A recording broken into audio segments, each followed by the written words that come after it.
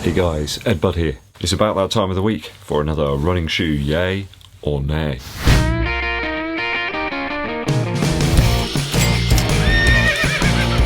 Just in case you're wondering what on earth's going on here, this isn't a show where I say a shoe's great or it's terrible purely based on some website information. This is whether I'm going to test the shoes out or not. I'll give you my reasoning behind my choice. You can't really tell what a shoe's like properly, can you, until you've got it on foot. Sometimes I feel that certain shoe tubers could do a shoe more justice perhaps than myself, so I tend to leave certain things and let them deal with them. So first shoe up today is from Salomon. It's the SLab Phantasm. So this is a shoe which reminds me of a whole bunch of other shoes, in fact. The upper looks very like the Hyperion Elite 2. I think you'll agree. Certainly in terms of the tongue and also the profile. In fact, it does look a little bit like the tongue that's on the Deviate Nitro as well. Got that one right here.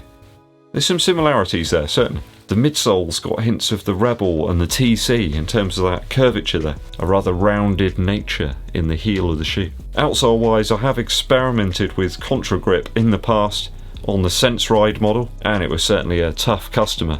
I put those Sense Rides to use actually when doing some indoor climbing with my daughter. The outsole held up really well on that. I haven't heard a huge amount in relation to the Energy Surge midsole material in use on the shoe. You got all the typical stuff up on the website, you know, about response and all those sort of words. Although it does seem a relatively light shoe with a slightly lower drop. Not entirely sure I'm going to get the best out of this one, so I think I'm probably going to leave it for some other people to test out. By all accounts, it does sound like a bit more of a rebound style midsole material. One interesting observation here when looking at the shoe is the low number of eyelets, only 5 on each side. Unique and quite odd. It must work, I suppose, or they would have put more in. Overall, at 165 Earth credits, a bit of a gamble, this one. I'm going to let some others review it, so it's going to be a nay from me on the SLab Phantasm from Salomon. Shoe 2 from Saucony. We're looking at the Ride 14, a daily use shoe here from Saucony which has just landed in the UK. A mesh upper here without the bulk of something like the Triumph series, but certainly more support and perhaps underfoot cushion than something like the Speed, which you might want to use for sort of tempo or higher pace training. Or even racing, I suppose, when that can kind of happen again. I know there are races going on around the world, guys, in certain places, but here in the UK it's measly pickings really. There's been very little. And I think you all know why that is. Saucony, strangely, here are sticking with that Power Run midsole material, rather than opting for Power Run Plus or PB or any of the other iterations. I guess that's their sort of daily midsole material, but yeah, when we got things like the PUMA Liberate Nitro appearing, or the Velocity Nitro, or even the Float Ride Energy 3, you know, that stuff's got some real pop and cushion to it. They're just a lot more forgiving, those midsoles. I'm not really sure that there's much of a place left for this type of shoe. There's a fair amount of it here too, with 32mm in the heel and 24 in the forefoot. 8mm drop and a reasonable weight, but nothing really stand out here for me. Nothing that's saying, buy me. Seems like a pretty reliable daily shoe though. If you're used to the Ride series, it might be one you want to go for. I want that Freedom 4. That's the one I want. I think the daily shoe category is a very overcrowded one right now. At 125, it's quite a bit more than some of the other daily shoes that I've looked at recently. Energy 3, Velocity Nitro. I guess you're around about the same area as the Mach 4, but that's quite a bit lighter. As such, I think for the Ride 14 from Saucony, it's going to be a nay from me.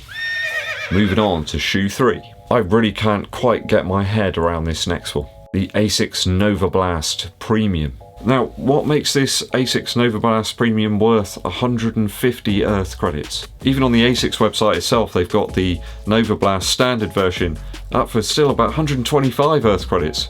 I mean, I found it on Sports Direct in about 2 seconds for about 65, so what are you doing, Asics? I mean, they've recently released that other carbon shoe, haven't they, that everybody's been raving about. 225 quid. They didn't see the next Percent 2 coming, did they? I mean, who's gonna go for it when you've got the Adidas Adizero Pro at 170? At least when you can buy it, that is. So apparently there's a 5 gram difference between the premium version and the standard one. That's quite an expensive difference. It's a lot of pounds per gram. The only detectable differences between the shoe appear to be aesthetic as well. I think there's some like reflective bits. It said they've polished the upper a little bit. It's all small upper changes by the looks of it, all looks, and that's about it. I guess if you're worried about reflective elements, perhaps if you're running at night. I mean, the Novablast has been around for over a year now, hasn't it?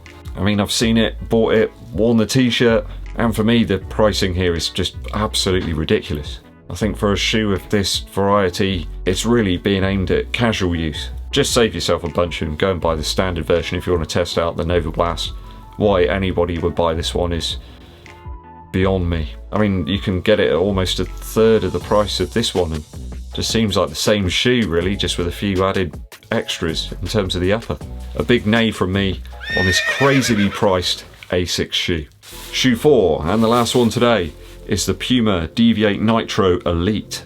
So the PUMA brand have tried out just about every iteration of their Nitro lineup so far. They've got that Nitro midsole, either the one with the carbon plate or without, and tried every single upper.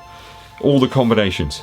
I really do like the Nitro midsole, and I liked the carbon plate in the Deviate Nitro, but the upper on that one left my heel a bit chafed. It was sore for a little while. The upper fit and lockdown wasn't the best on the Deviate Nitro. The upper on the Liberate Nitro though was absolutely superb. Very flexible, quite containing. I'm keen to see how that shapes up on the midsole of the Deviate Nitro. So certainly a lower weight variant of the Nitro lineup here. Hopefully there'll be a little bit more kick, a little bit more punch to that midsole with that carbon plate. Toe off might just be improved a little bit, and I think it could be a bit of a winner. And the better upper, from my perspective, certainly from the Liberate Nitro on top, lockdown could be good. The mono mesh on the Liberate was quite forgiving, quite containing, quite flexible, but will it hold on to the foot enough when placed on the midsole with the carbon plate? At a price of about £173, I think it might be. That's converted from the Euro pricing. It's a little bit of a gamble, though I think the Velocity Nitro and the Liberate Nitro have convinced me enough. I'm going to say it's a tentative yay for the PUMA Deviate Nitro Elite. Okay, that's all 4 of the shoes on the yay or nay for today. Let me know whether it's a yay or nay for each one of those for you down in the comments. Musical interlude time. I'm a big fan of the band The Fratellis. I was really pleased to see that they had a new album out, new music in 2021. It's a winner as well, it really is. It reminded me of a journey, in fact, that I went on many years ago. James is one of my best buddies, and I can remember us travelling over to watch Yeovil play Brentford. It was in the days where Yeovil were playing some amazing stuff. We were much higher up in the league, and it was good days, really good day. I can remember listening to the Fratellis on the way back. We were at the highest we've been in the league, sort of pyramid really in terms of position ever, and it was just one of those days, and that band always remind me of those good times. So good to see them back on form here. Some real winners on their new album. It's entitled Half Drunk Under a Full Moon. 3 tracks I can recommend to you here are Lay Your Body Down, Living in the Dark, and Oh Roxy. There's some real winning hooks here. Great guitar work, slamming drums, almost distorted in fact, but they provide lots of energy, lots of excitement. Probably a good one to listen to if you're out running. Could provide you with a little bit of extra adrenaline. That said though, there's some nice sort of ballad style tunes on here as well. A really good mixed album, 10 tracks, no filler. Go and check it out. Half Drunk Under a Full Moon by the Fratellis. Right cats, I'm all done here. I'll see you in the next one. If you haven't done so already, please hit that subscribe button and click the bell below for notifications of when the EDDBUD launches the new videos. It also helps the channel out if you give this video a thumbs up, like, and also share it with your running buddies. My name's EDDBUD, and I'll be seeing you